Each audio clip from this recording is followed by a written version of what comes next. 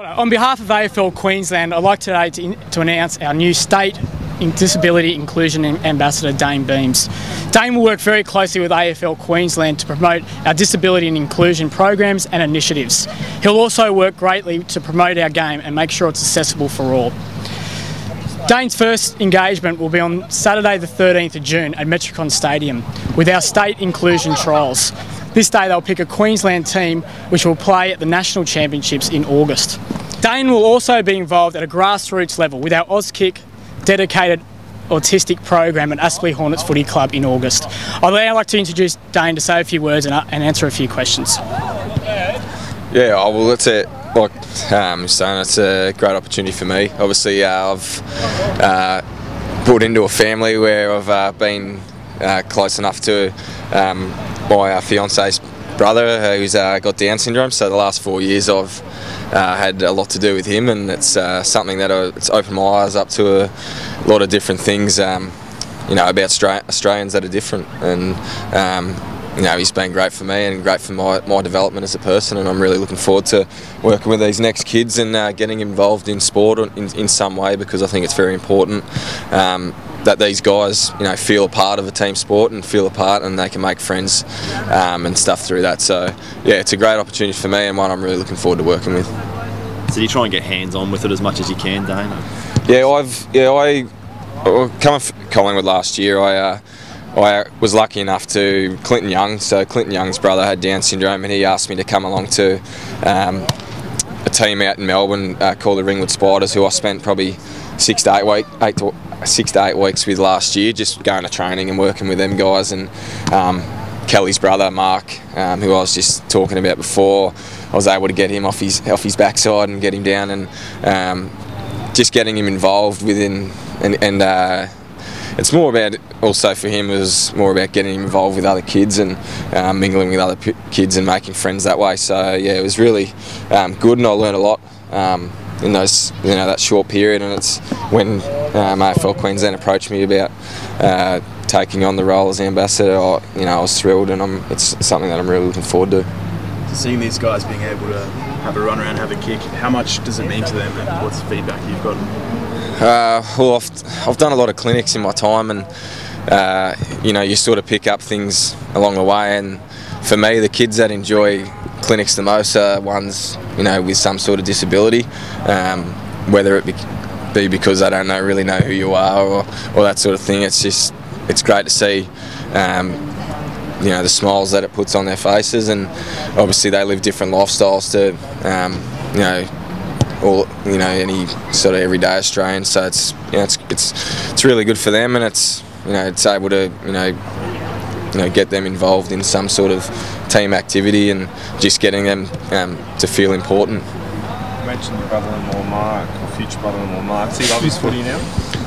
He does. He loves Richmond, so he was pretty happy when Richmond knocked us off this year. But yeah, he's been great for me. He's whenever I had a down day last year, I'd always sort of just go into Kelly's house, and he's always up and about, that's for sure. He's pretty extroverted, and he's someone that really puts a smile on your face. He's a real funny bugger, and he's been able to meet all the boys here and all the boys at Collingwood last year, and they all still talk about him. They all ask where Mark is, and all the boys ask when Mark's coming in again. So yeah, he's someone that I've learned a lot from, and he's really important to Kelly, my partner. So they've got a great relationship, and he's someone that I always look to for a bit of cheering up. Dayne, obviously, just from a footy perspective, your club's going through a major injury problem at the moment. Have you seen anything as bad in your sort of time in the games so far? There was a similar sort of situation towards the end of last year at my old club, but probably not this early in the year. Yeah, it's tough. It's tough when you've got a list that doesn't have a lot of depth at the moment as well, and that's just being honest. We don't have the young guys that are ready yet to play AFL footy, so they're going to be thrown into the deep end, and it's going to benefit the club in a few years' time. But at the moment, they're probably not ready to play senior footy yet, but they're going to be thrown in the deep end, and hopefully those guys can step up and take that opportunity, because it's a great opportunity for them, and the footy club's got to bounce back, and it's going to be those young guys that are going to improve us. How's it felt for you? Because it was a major lifestyle change. and you come up here and then the wheels start falling off through. Most of them are bad luck ones too, like they're collision injuries, and you couldn't have predicted what you were getting into. Oh, look at it. To be honest, I didn't really think about too far ahead when I, signed on at Brisbane. I wasn't thinking finals. I wasn't thinking premierships or anything like that at the start. Obviously I looked at the list and I seen there's a lot of talent there, and there still is.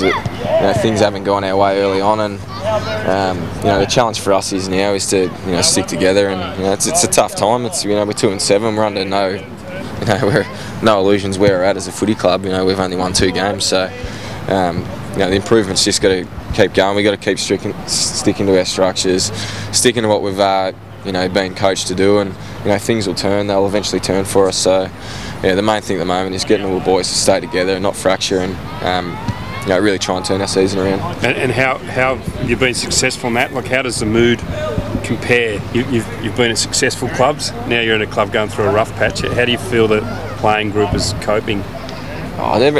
Everyone's you play AFL, you're a competitive beast. Everyone loves to win, so it takes a dint to your confidence, and the first couple of days after a loss are always the hardest, but once you sort of hit today, tomorrow, we've got to move forward. We've got to look towards GWS, and then really look at knuckling down on them, seeing what they do well, seeing how we can sort of exploit them, and just try and if you go down playing the way you want to play, then at least you can sort of walk off the ground knowing that you just weren't good enough on the day. But it's games where you could have done better and you could have gone that extra sort of inch. They're the disappointing losses. So at the moment, I think we battled it out well on the weekend. I was pretty proud of the boys the way we didn't have a bench really.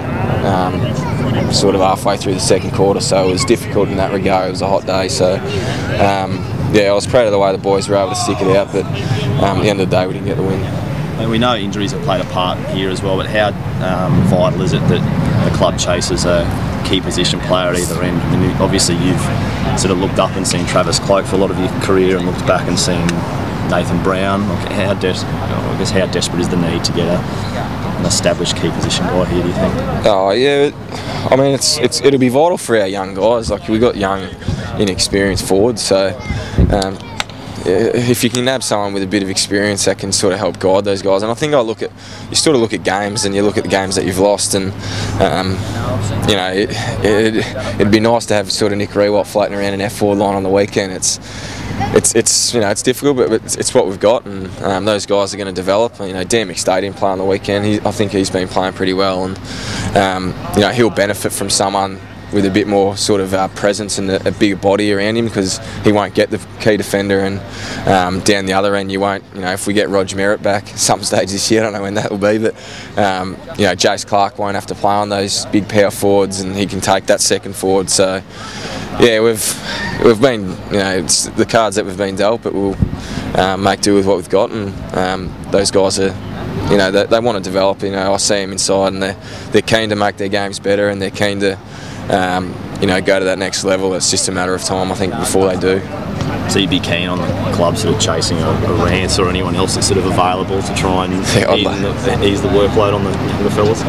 Anyone with that sort of experience is great. Yeah, that's up to our recruiting staff. I can go in there all I want, but they probably won't listen to me too much. So look, that's up to them. We've got a real good team. We've been able to bring in Greg Swan, who's got a lot of experience in that area, so hopefully he can weave some magic for us. And Harris Andrews, mate, I was impressed with his sort of start to the year. Went down and played on Rewalt on the weekend. How impressive he's been? Yeah, he's great. He's another Queenslander, so it's always good to see Queenslanders going well. And David Armitage is a Queenslander as well, and it's good to see him playing well. So yeah, whenever you see Queenslanders playing well, it's always, I always love seeing it, because it is a hard state to get good footballers and bring good footballers here. So Harris has been really good for us. He's I think he done really well on Nick Rewalt on the weekend. Rewalt kicked 4 goals, but I think Harris is really competitive and even beat him in a couple of one-on-ones. So it's great for a young kid's confidence like that. And I've got bright expectations for Harris. So I think everyone around the footy club does. So yeah, I'm looking forward to watching him blossom over the next few years.